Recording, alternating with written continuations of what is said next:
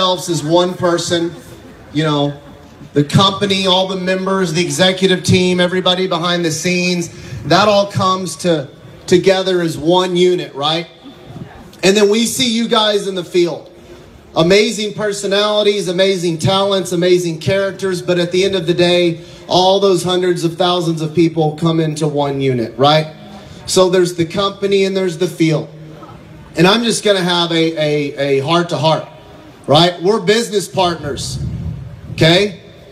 Me and Paul are one and you guys are one. We're business partners. We're equals.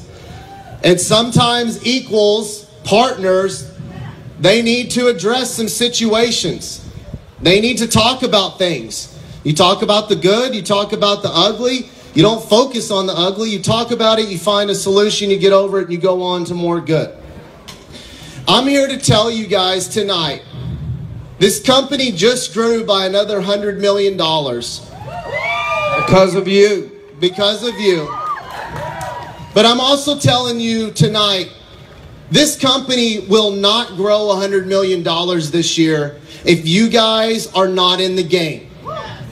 If you think the company can just send amazing promo emails and your team's just going to blow up, you're just going to wait till the next amazing product launch and the company's just going to blow up. It's just going to happen with or without you, whether you're at lunch on Monday morning or whether you're at your computer on Monday morning, go, how do I get better? Okay? We cannot be a billion-dollar company, the next big billion-dollar company, if we don't keep our ass in the game. And I'm sorry, I'm a little agitated. I was asked last week by one of the incredible ladies that helps run the blog, and she writes a lot of press releases for us. And she said, I'm writing a post, I'm working with Liz, we're doing some things on the blog about goals. Do you have anything you'd like to share? And I said, yes, I do. It took me a while to get back to her email because I'm drowning in emails, but I said, yes, I do. And I shared a story with her.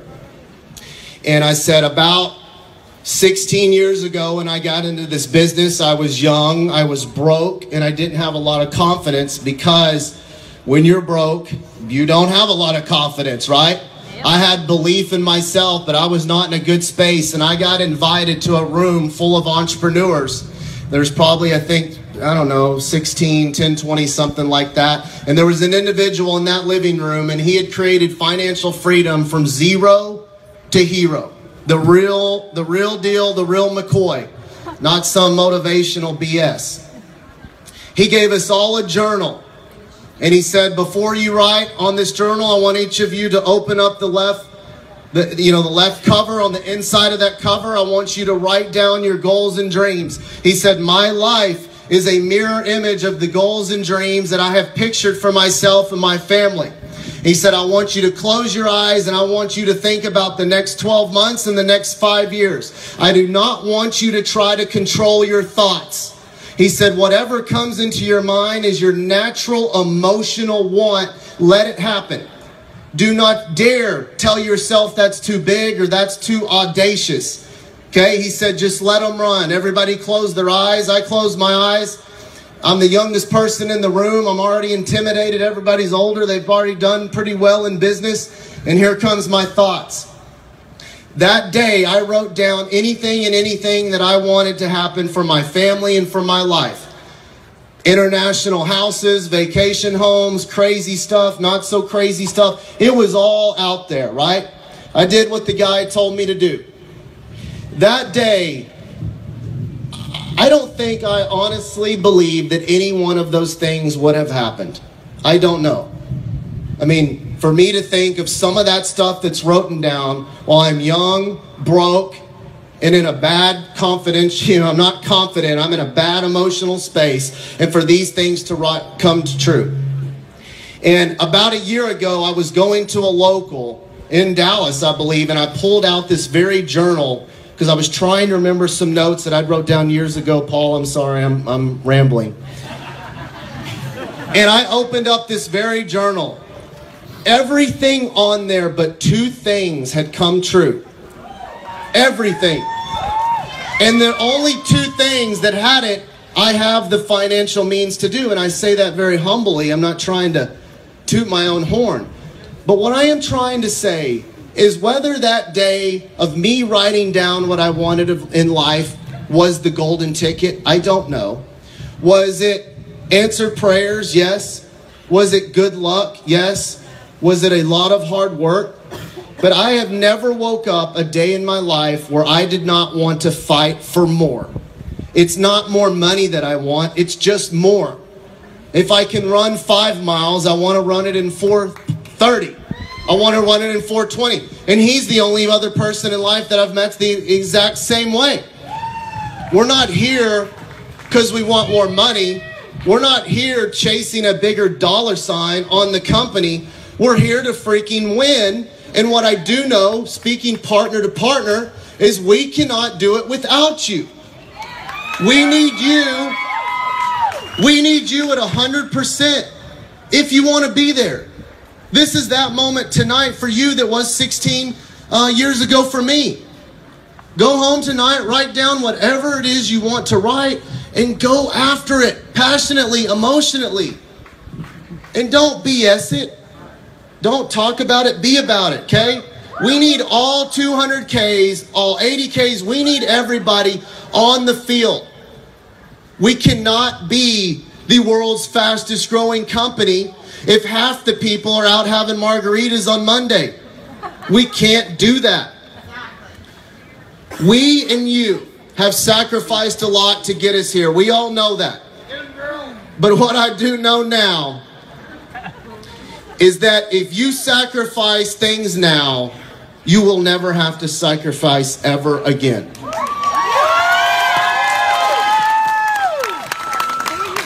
I love it because I'll give you, I think each of us get bits of wisdom before you came to Lavelle, while you've been at Lavelle. All of us individually have had pieces of wisdom that have been thrown at us that have stuck with us.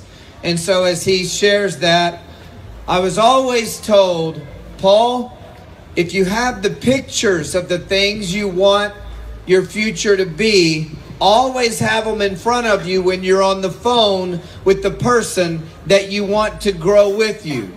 Because if you're staring at the pictures, well, Paul, you don't have the money to drive across town. Paul, you have one pair of dress shoes, one sport coat, but you know what you're talking about and people can sense it. Let me tell you something. When we leave this room tonight or this area, the thrivers that we have in this business, they want life. They want to experience what it's like to have a break. We leave this place responsibly putting our own pictures up and talking to those people and their new potential customers. And we remember that one person that we're talking to on the other phone is Paul. He has one pair of shoes, dress shoes, one sport coat, and no money, but he wants a break. And because you stared at your pictures and you put your heart into that person went for it because they connected to you, not the person that sponsored them. And that's your next 4K, 12K, 40K, 80K, 200K, right? None of us get to where we think we want to be. None of us get the things that we think we want in life that'll make us happy. They all get old. The one thing that never changes for any of us, whether it's Jason or myself, this entire room, if we remember, everybody wants to be where you are. Everybody wants to be 4K. Everybody wants to be 12K. We need to focus when we leave this room on the basics of this business. I'm going to give final notes. I'm going to close this out. Yeah, phase one momentum as we leave here. I don't care what your volume is. It's not bigger than our volume.